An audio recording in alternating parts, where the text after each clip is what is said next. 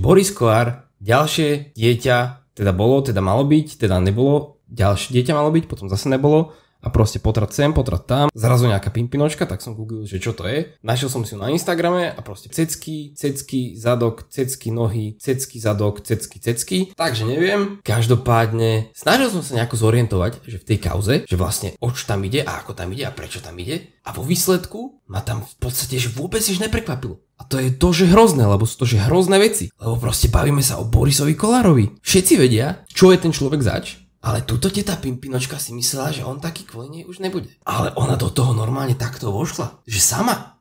Že poď, urob mi problémy v živote. Ale proste je, že extrémna halus, že normálne on je vlastne furt úplne v čile.